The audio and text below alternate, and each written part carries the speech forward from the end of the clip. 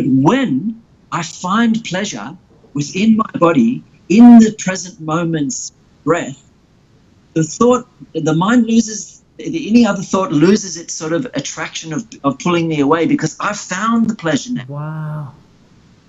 Pleasure is right here, and it's right, and therefore I don't have to think anything else. And that's that moment of absorption. That's that moment where the mind, which is constantly going elsewhere, is like, oh, hang on a second, I'm really satisfied here. And then it is, and then you're totally locked in. You're locked in, and so in this moment, what you're locked into is this growing sense of depth and presence. So, oh, that's beautiful. I love that. Hey, share that, because I feel like, like probably a lot of listeners also feel similar. Like whatever we're searching for out there is within us. Like self-love. Even the biggest journey I think a lot of people are undertaking is the journey of spirituality, and trying to search for themselves. And one thing I realized recently is that a lot of people on the journey are still searching out there, and it's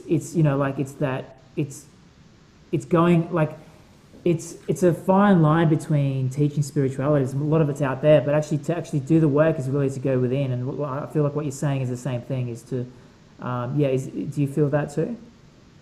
Yeah. Look, the only way out is in. Yeah.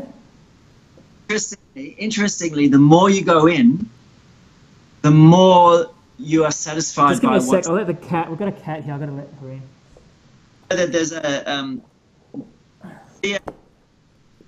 There's a poem. He says every cat has 3 names. Yeah. The one name the cat shares with other cats, like Barnaby or Felix. Another name is a name that cat has only for itself alone, like Snuggle, Fragile, whatevers, or what's this cat's individual name? Mia. Yeah, well, that would be the first name, right? The name it shares with. Then there's the second name, which is the name it has only for itself. Smiddlefigeons, or like some name that is for that cat alone. But he says that every cat has got a third name too, and that name never tells anybody.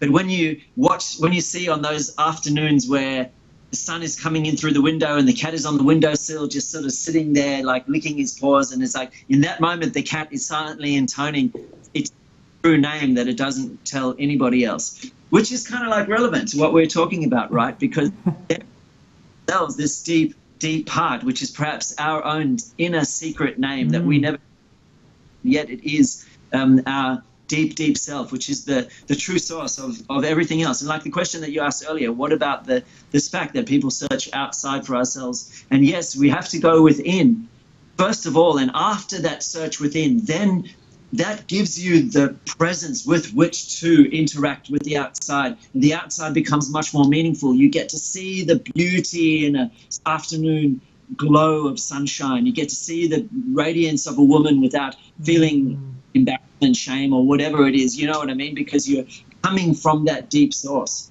So yes, you must go in before you can take the out.